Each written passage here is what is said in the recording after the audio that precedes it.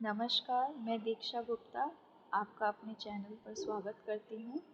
हम अन्वेषण कविता पढ़ रहे थे, आगे पढ़ते हैं। तेरा पता सिकंदर को मैं समझ रहा था, पर तू बसा हुआ था फरहाद कोहकन में। यहाँ पर कवि कहते हैं कि मनुष्यों को ऐसा लगता है कि जैसे सिकंदर ने पूरी दुनिया को जीत लिया, ऐसे ही सिकंदर को शायद ईश्वर के बारे में पता है। वो सिकंदर तक सारी दुनिया को जीत कर जो है ईश्वर प्राप्ति का मार्ग समझ रहा है। पर तू बसा हुआ था फरहाद कोहकन में। फरहाद एक किंवदंती का पात्र है। फरहाद जो था वो प्रेम से पूरी दुनिया पर विजय प्राप्त किया था। तो ईश्वर भी जो हैं वो भी प्रेम के ही भूखे हैं। क्रिसस की हाय में था करता विनोद तू ही। क्रिसस से यहाँ अर्थ है कि ईसा मसीह जो थे वो भी अच्छे थे, परंतु समाज के बुरे लोगों ने उन्हें जो है सूली पर चढ़ा दिया। तो उनके उस कराह में, उस हाय में जो था, कहीं ना कहीं ईश्वर ही थे।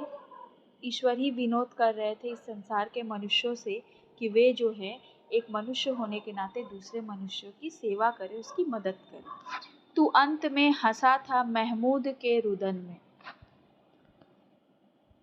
इसी तरह तू अंत में हंसा था महमूद के रुदन में। तू अंत में महमूद के रोने पर भी तू हंसा था। प्रहलाद जानता था तेरा सही ठिकाना। जो प्रहलाद थे, हिरण्यकश्यप के पुत्र प्रहलाद, जो कि कृष्ण के बहुत बड़े भक्त थे, कवि कहते हैं कि वही जानते थे तेरा सही ठिकाना, प्रभु का सही ठिकाना जानते थे। प्रहलाद जो थे कृष्ण के बहुत बड़े भक्त थे और उन्होंने कृष्ण को मन से जो है पूजा था। उन्होंने संसार के कण कण में कृष्ण को महसूस किया था। तू ही मचल रहा था मंसूर की रटन में। मंसूर के रटने में भी कहीं ना कहीं प्रभु ही थे। आखिर चमक पड़ा तू गांधी की हड्डियों में, मैं था तुझे समझता सुहराब पीले तन में। कवि कहते हैं कि आखिर जो गांधी थे वो अकेले लाठी और धोती पहनकर, खादी पहनकर, उन्होंने पूरे भारत के लिए आज़ादी की मांग की। समस्त जनता के दुख को दूर करने के लिए उन्होंने प्रयास किया। तो वह कहते हैं कि ऐसा लगता है जैसे गांधी की हड्डियों के माध्यम से ईश्वर ही चमक पड़े थे। मैं था तुझे समझता सोहराब पीले तन में। सोहराब भी जो है किंवदंती का ही पात्र है। सोहराब को उसके पिता ने ही अनजाने में ही मार दिया था। तो सोहराब भी जो था वो कहीं ना कहीं हिंसा का ही पात्र बन गया था। तो वही कह रहे हैं कि मैं था तुझे समझता सोहराब पीले तन में। और जब उसके पिता को पता चलती है कि सोहराब उसका ही पुत्र है तो उसे बहुत पछतावा होता है। तो इस माध्यम से कवि कहीं ना कहीं हमें यही कह रहे हैं कि हमें जो है हर दूसरे मनुष्य के लिए प्रेम फैलाना चाहिए, ना कि नफरत। कैसे तुझे मिलूंगा जब भेद इस कदर है। इस संसार में इतना भेदभाव है, इतना जाति पाति है, इतना भेद है, लिंग भेद है, वर्ण भेद है, नस्ल भेद है। ऐसे में प्रभु कैसे मिल सकते हैं? प्रभु के लिए तो सभी एक समान हैं। हैरान हो के भगवान आया हूँ मैं शरण में।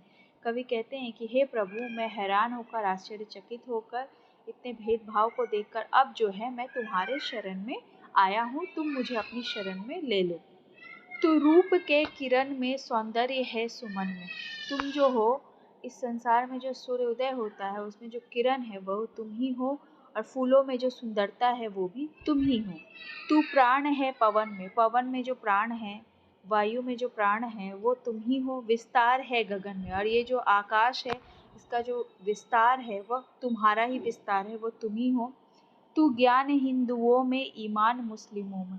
तुम हिंदुओं में ज्ञान के रूप में बसे हो, मुसलमानों में ईमान के रूप में बसे हो, और क्रिश्चियन में प्रेम के रूप में बसे हो। तू प्रेम क्रिश्चियन में, तू सत्य है सुजन में। तुम प्रेम के रूप में क्रिश्चियन में बसे हो और अच्छे सुजन यानी अच्छे मनुष्यों में सत्य के रूप में बसे हो। हे दीन बंधु ऐसी प्रतिभा प्रदान कर तू। हे दीनों के बंधु, हे गरीबों के सखा, हे गरीबों के सहायक, तुम ऐसी प्रतिभा, ऐसी क्षमता मुझे प्रदान करो। देखूं तुझे दृगों में, मैं अपनी आँखों से, मैं जहाँ भी देखूं बस तुम्हें ही देखूं। मन में तथा वचन में, मैं अपने मन से देखूं या वचन से देखूं या कहीं से भी, मुझे जो है हर जगह तुम ही दिखाई पड़ो। कठिनाइयों दुखों का इतिहास ही सुयश है। दुखों का और कठिनाइयों का जो इतिहास है वो तो यश से भरा हुआ है। मुझको समर्थ कर तू बस कष्ट के सहन में। मुझे बस तुम इतना समर्थ करो कि मैं हर तरीके से कष्ट को जो है सहन कर सकूं। दुख में न हार मानूं, सुख में तुझे न भूलूं। मैं दुख में कभी हार ना मानूं, कभी पीछे ना हटूं, और सुख में तेरा नाम जपने से कभी पीछे ना हटूं, तुझे ना बिसार दूं। ऐसा प्रभाव भर दे मेरे अधीर मन में। मेरे इस अधैर्यशाली मन में, इस अधीर मन में तुम अपना ऐसा प्रभाव भर दो कि मैं जीवन की हर परिस्थिति में, चाहे दुख हो या सुख, लेकिन मैं तुम्हें सदैव याद करता रहूं, तुम्हें कभी ना भूलूं, और मैं जीवन में हर दूसरे मनुष्य की मदद करता रहूं। एक मनुष्य होने के नाते मेरा जो दायित्व है मैं उसे पूरा कर सकूं। यह थी पूरी कविता। राम नरेश त्रिपाठी ने अन्वेषण कविता के माध्यम से मनुष्यों को मनुष्य होने का एक संदेश दिया है। मनुष्य होने का क्या अर्थ है उन्होंने इस कविता के माध्यम से बताने की कोशिश की है। धन्यवाद।